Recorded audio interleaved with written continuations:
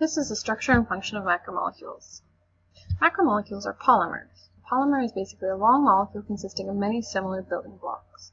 The building blocks for each polymer are monomers. The monomer is a small building block molecule. Mono meaning single, poly meaning many. Carbohydrates, proteins, and nucleic acids are all examples of polymers that we will be studying. There are thousands of different kinds of macromolecules, and an enormous variety of polymers can be built from a small set of monomers. Here's an example of the dehydration reaction for synthesis of a polymer. We call it dehydration synthesis at the top. So you can see there's the short polymer, and we're adding on an unlinked monomer.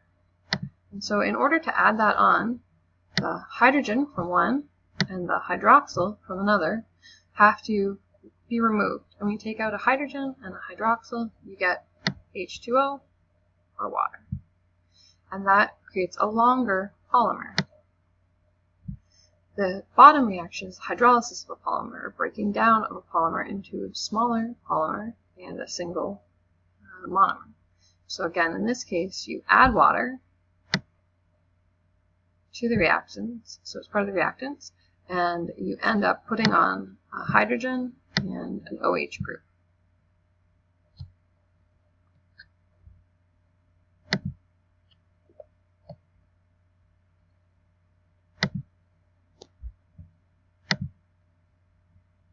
Carbohydrates. The function of carbohydrates is fuel and building material. The simplest carbohydrate are monosaccharides. Mono again meaning single, so they're single sugars. Monomers are of polysaccharides. Monosaccharides usually have molecular formula CH2O bracket N, which means that there's 2 hydrogens for every carbon and oxygen. The most common monosaccharide is glucose, C6H12O6.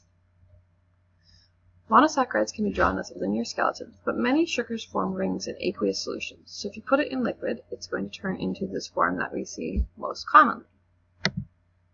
This is what you should be familiar with drawing. This is what you should see. Notice that here we have the chain form, we have drawn every single carbon. Then we have the formation of the ring form, we still draw every carbon. Here we have every single carbon, but eventually we stop drawing the carbons, and we just show the backbone, the shape.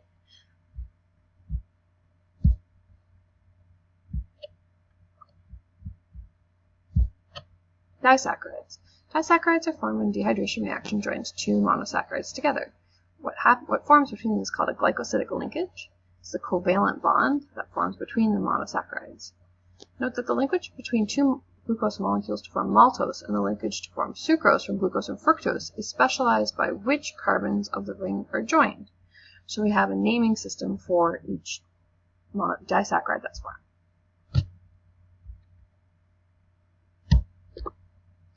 So here is the dehydration synthesis for the synthesis of maltose, and you can see at the top here that it is a 1,4 glycosidic linkage because it's carbon 1 and carbon 4 joined together to form maltose.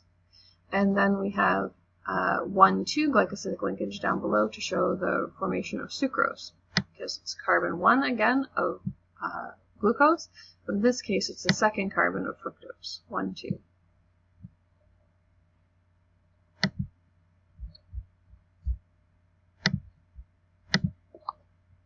Polysaccharides. Polysaccharides of sugar have storage and structural roles. Starch is the storage polysaccharide of plants. The monomer for starch is glucose. It's just a bunch of glucose molecules all joined together.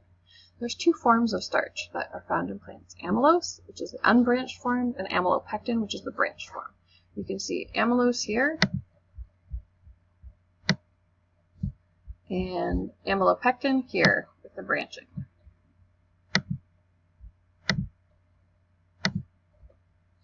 Glycogen. Glycogen is a storage polysaccharide in animals. In humans, glycogen is mainly found in your liver and muscle cells. Think about what your muscle cells do, and that'll explain why we see glycogen so frequently. Note, the more extensive branching means that there are more ends of the chain where single glucose molecules can be broken up for energy available rapidly. So glycogen is an easier molecule to break down. Cellulose. Cellulose is a structural polysaccharide, so instead of being used for energy, it actually forms a component of the cell wall of plants. It's also a polymer of glucose, but the glycosidic linkages are different. The two ring forms of glucose are alpha and beta. Notice the difference is where the hydroxyl group, the OH, lands on the molecule. So in alpha glucose, the hydroxyl group is below the midline of the glucose. In beta glucose, the hydroxyl group is above the midline of glucose.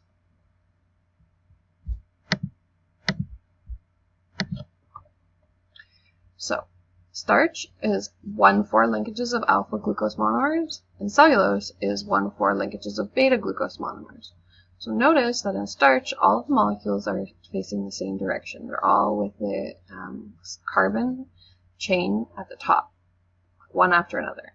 In cellulose, the 1,4 linkages of beta means that every other molecule is flipped around. So in the first molecule, the carbon chain is at the top, the second molecule is at the bottom, then it goes back to the top and back to the bottom. Cellulose. Polymers with alpha glucose are helical. Polymers with beta glucose are straight. In the straight change, the hydrogen atoms on one strand can bond with the hydroxyl groups on the other strand. The cellulose molecules grouped together form strong building materials for plants. As well, the enzymes that carry out hydrolysis of alpha glycosidic linkages can't hydrolyze beta glycosidic linkages. This is the reason that you can't get any energy from eating grass. So here's an example of cellulose. You can see the fibers coming together to form a bigger, stronger fiber, and that bigger, stronger fiber being what we find in plants as their main cell wall material. Cellulose in the human diet passes through the digestive tract. Even though no energy is extracted, insoluble fiber is still important to healthy functioning of the digestive tract. The only organisms capable of breaking down cellulose are microbes, and those organisms like cows and termites that have those microbes living in their digestive tracts. Lipids are the next type of macromolecule we're going to talk about. They're a little different because they don't actually form polymers, but instead they have a unifying characteristic. They have little or no affinity for water, so they're nonpolar molecules. So that means that they're hydrophobic because they mainly consist of hydrocarbons, just hydrogen and carbon. Fats are made from two smaller molecules, glycerol and fatty acids. So here's the dehydration reaction for the synthesis of fat. So as you can see, the same reaction we looked at already, you have the hydrogen from this and the hydroxyl group from this coming together to form water. And this glycerol molecule, which is 3 carbons long, and this fatty acid chain, which is many carbons long, but just carbon and hydrogen, is going to join together. So what we have, the formation here, this is an ester linkage. This part here, an ester linkage here. So when you see a C with an O in one direction and a single, a double bonded O in the other direction, that's called an ester linkage. And this is a fat molecule, triacylglycerol or triglyceride. Fats separate from water because water molecules form hydrogen bonds with each other and exclude the fats. In fat, there are 3 fatty acids are joined to glycerol by an ester linkage, creating triacylglycerol or triglyceride. Fatty acids vary in length, the number of carbons, and the number and location of double bonds. So saturated fatty acids have the maximum number of hydrogen atoms possible, no double bonds. Unsaturated fatty acids have 1 or more double bonds, meaning they have fewer hydrogens.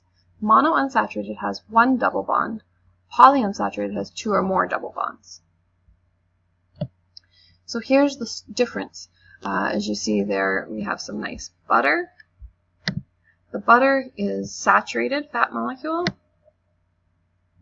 meaning that every single carbon is single bonded to every other carbon and that there is as many hydrogens as possible. So what this forms is a straight chain of saturated fat.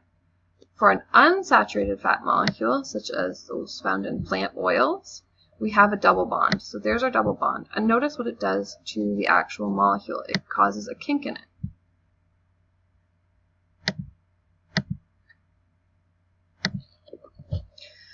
Fats are made from saturated fatty acids are solid at room temperature. Most animal fats are saturated. Fats that are made from unsaturated fatty acids are liquid at room temperature. Oils. Most plant fats are usually unsaturated.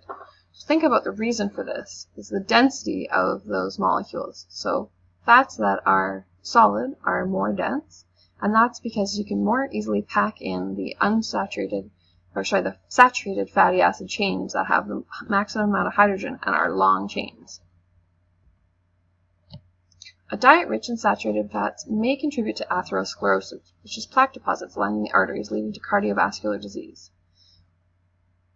Scientists have found that trans fats, which are formed by the hydrogenation, or adding of hydrogen to unsaturated fats, these fats may contribute more than saturated fats to cardiovascular disease, so they are unhealthy for humans.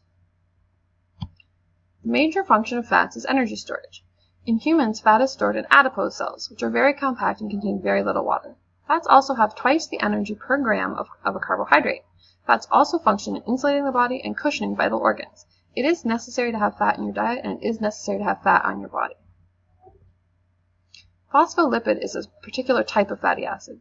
In a phospholipid, the two fatty acids attach to glycerol, along with a phosphate group. Phospholipid.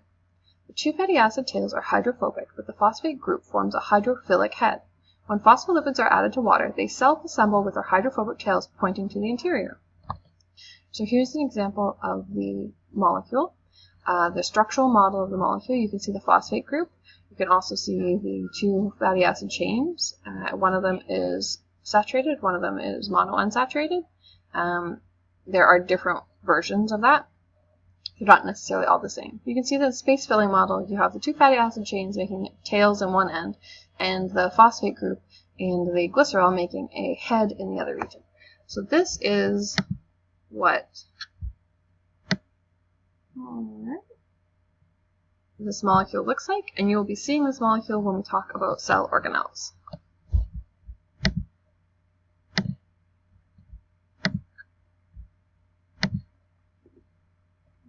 Phospholipids are assembled into a bilayer, so two layers of phospholipids. The tails are away from water. And this is the major component of all cell membranes. So all cell membranes have hydrophilic heads pointing outward and hydrophobic tails creating a sandwich layer in the middle, and water on either side. The water on the outside of the cell and the water on the inside of the cell, which is the cytoplasm. Steroids are another type of lipid. Steroids all have a carbon skeleton consisting of 4 fused rings. Cholesterol is a component of animal cell membranes. It's also a precursor to forming the steroid hormones such as estrogen and testosterone.